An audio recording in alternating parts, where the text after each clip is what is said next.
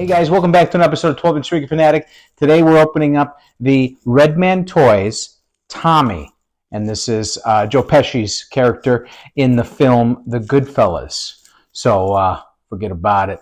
Let's open this thing up and see what we got. This has been on pre-order for quite some time. Redman Toys doesn't seem like they've come out with something lately. It had been a while, so I'm glad they finally released this figure. Let's take a closer look. All right, now we could probably get into a debate on which is the best mafia movie of all time. I mean, even if you were to say Godfather, it'd be hard to narrow it down to which Godfather, except maybe it's an easy sell to say that the third one is the worst. But I have to say that Goodfellas is my favorite mob movie, even beating out the Godfather saga. I think Ray Liotta really carried that film well. So the box, like Redman's typical figures, the quality of the box is a little bit better than Redman used to do in the past. Now, one criticism that I always say, it's kind of a love-hate relationship with Redman because the cost is very reasonable. It's a budget-friendly price point with Redman Toys, but you're also getting a budget quality figure when you get them. And not only that, but especially the earlier figures that they released, they essentially just ripped off head sculpts that were done by small batch artists and then did their own molds from them and then mass produced the figures, which I thought was very wrong. But that's how they got their start, and they're hanging in there, barely, I think. All right, so right here we have the stand. Usually they put this accessory stuff at the bottom and then let you see the figure the moment you open the box, but this one's arranged differently. So it says Tommy. It's got the faces from the film, from the movie poster, but it doesn't say the Goodfellas on it, which I think is interesting because I don't think Redman Toys historically has cared about licensing issues.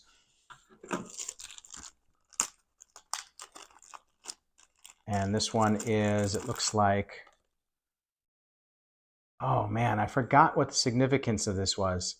It's a painting. Yeah, I don't know why he had this. Oh, I got to see the film again. Somebody write in the comments why they had that painting. So this is the phone, and it's got a number readout, detailed enough. A little bit of flex to the antenna, so you don't have to worry about it breaking off too easily. Good detailing, though. I mean, even the battery release thing at the bottom here is visible. So the only thing it's missing is it's saying Motorola, but you could always throw on a custom decal to make it say that. All right, looks like we got, easy to lose, a small ring. And both of these are made of plastic, by the way. It would have been nice if it was metal. But it looks like a wedding ring and a gold watch. And has a silver face to it with Roman numerals. Decent enough. And it's a single loop, so it doesn't snap in or strap in. You'd have to take off the hand in order to put this on the wrist and then put the hand back on.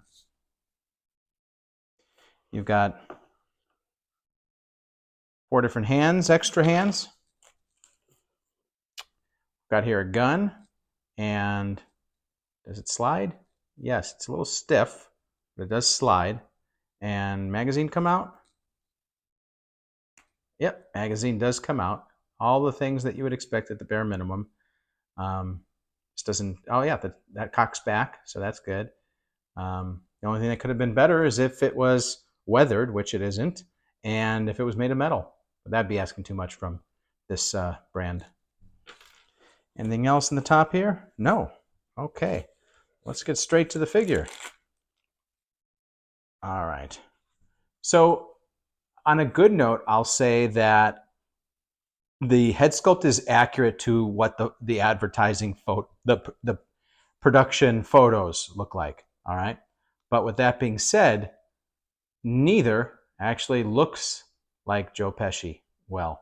I mean, if you had this next to a Ray Liotta figure, and the Ray Liotta figures out there are pretty good likeness. But for some reason, I have yet to see an artist that is able to capture a Joe Pesci from this particular film accurately. and this one is definitely off. But like I said, if you have it next to Ray Liotta figure, you'll be like, okay, so we have Ray Liotta. Obviously, this must be Joe Pesci. Um, so there's the shoe attaches at the ankle, but there's no sock, which is okay. Some of you may be picky about that kind of thing, not me. The pants are appropriately creased, and they're a good material, not too stiff looking.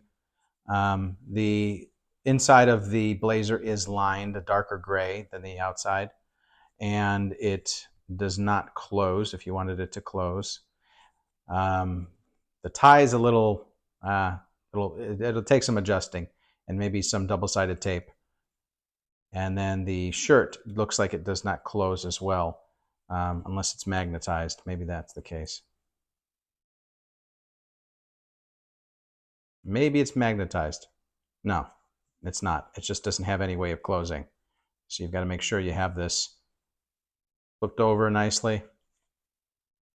And yeah, I mean, one other thing I'd say is that they didn't really adjust the body from a standard body too much. There's something going on in here where they maybe put some padding in there, but it's still a little too thin for how heavy he looked in the film at that point. But decent enough. Yeah. And the hair is okay as well. Probably better in the sculpt than in the paint of the sculpt. But yeah, there's some lacking in the head sculpt. That's pretty much it. Okay, so let's get this figure set up, and then I'll give you my final thoughts. All right, so here is all set up. Like I was saying, when you open up a Redman Toys figure, you can't expect to be wowed. You just have to prepare yourself right off the bat for some disappointment. It's not like unboxing a figure by InArt, for instance, where it's like top of the line, even better than Hot Toys. But with that being said, I think it covered every block that I would have expected it to, knowing all that from the get-go. So I'm going to give this figure a 7.4 out of 10. The biggest hit is to the head sculpt and how it does not look like Joe Pesci as well as it could. And the head sculpt's the number one important thing out of the whole figure. So I got to take off points for that. But I don't think I've ever graded a Redman Toys figure higher than an 8. You have to go back and look at my Winona Ryder from Dracula. I did that unboxing, and she was wearing this very elaborate dress, and it looked very presentable, and it looked like Winona Ryder. So I was very impressed considering it's Redman. I was very impressed, and that figure I think I gave the highest score out of any Redman figure I've reviewed. This one is nowhere close to that, but it does the job. It's going to complete my Goodfellas collection on my shelf. Thanks for watching, guys. See you next time.